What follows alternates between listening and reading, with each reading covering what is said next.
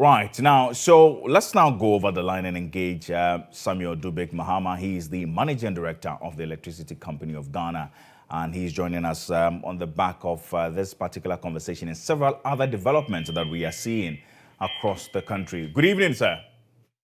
Good evening. Thank you very much for making time with us on News Tonight. Thank you for having me, sir.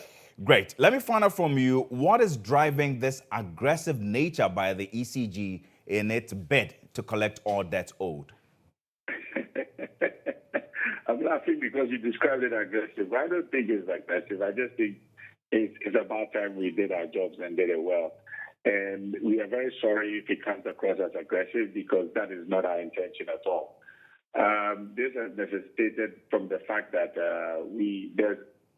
the likelihood for people to pay their bills without us not knocking on their doors is really high, and we feel it's quite unfortunate. So after the turn of the holiday period in February, we just decided to come out and knock on everybody's doors to make sure that we can get the bills sorted out and all the requisite bills paid accordingly.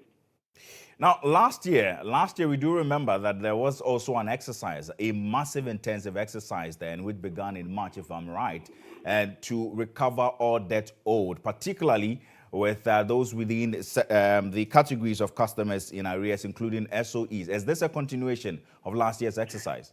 Yeah, it's actually that last year the exercise didn't stop. It went on all through the year, but it was quiet. But I think this time around we tried to go about it quiet, but I think you have all got wind of it. But the whole plan is to try and make sure that all SOE debt and then also all other private entity debts are all settled so that we can raise the requisite revenues to make sure that the IPPs are paid at all times. Now, what seems to be the recoverable outstanding debt right now in total by the MDAs and SOEs?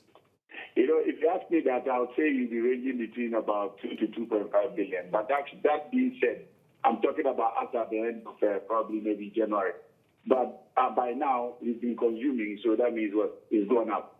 The thing about electricity billing is that there are two sets of people: those who pay you a deposit, that's the prepaid meters, and those who actually consume and then afterwards come and pay.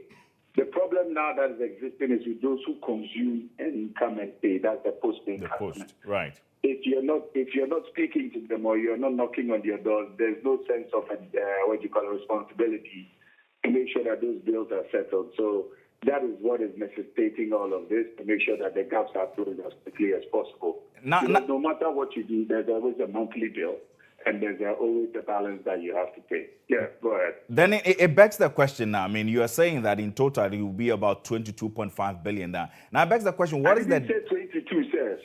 I said 2.5. 2.5 billion. Mm-hmm. Right? 2.5 billion, right. So then what is the debt profile every month, particularly with the SOEs? And what seems to be the challenge? So the truth of the matter is this. This 2.5 is not only SOEs. This 2.5 includes average Ghanaians and companies in Ghana. Let's get that particularly clear. SOEs don't owe ECG to the tune of 2.5. No. It's a cumulative thing that I said. It is us at the end of December. Us at the end of December. That's what's outstanding. So we now have January and February to put together. And the total outstanding bill is not only SOEs, but a combination of SLT and non-SLT customers. So then we are seeing a lot of these power outages, particularly within the greater Kumasi metropolis there. What is accounting for this intermittent power supply that we are seeing? Is it as a matter of fact relative to the unsustainable debts that the ECG is seeing, or this is actually a debt crisis? You see, let's be honest about that we have in the energy sector. I've always said that politicizing this or actually wishing the worst is not the right way to go. Right now, currently, when you say there's due, so that means there should be a load shedding timetable. There's no such thing of that sort, and we are not reckless as a company not to post something out like that if we are going to ration power or shed load. Now, that being said, what is happening in Kumasi is a local fault. And I could hear you interviewed one of my guys before who explained what has happened and what is going on and what needs to be done and how long replacing those cables have to go. There's something that we all need to know in parts of the world with the kind of heat that we have jumper cuts and all of these cable faults when the heat goes up. It's been quite hot lately, and we find ourselves within a certain season. All of these things contribute to these factors where we have these problems with these cables and these conductors. But that one to the side, the other major issue that is killing us is the level of overloads that have happened within certain metropolis. The rate at which the metropolis has grown, it has been tremendously fast, with no recourse to ECG. I keep saying this on every opportunity that I have because thanks to some electricians, some people are loaded onto transformers with no recourse to ECG. So in our books, we think there are only 25 customers to, for example, there are only 25 customers to a transformer, but you get there and it's about 35 to almost 40. So when it's peak period, like around this time from 5 to 10 p.m., when everybody's home and everybody's drawing from the grid, there is a problem. If to some extent is having to play catch up to solve all of these problems as quickly as possible. But it's also going to have to be a concerted effort where when these things are happening, customers also have to reach out to us and let us know what's happening in their area or what's happening with their power supply so we can attend to them. It has nothing to do with a generation problem. It has nothing to do with a shortage of fuel for power plants.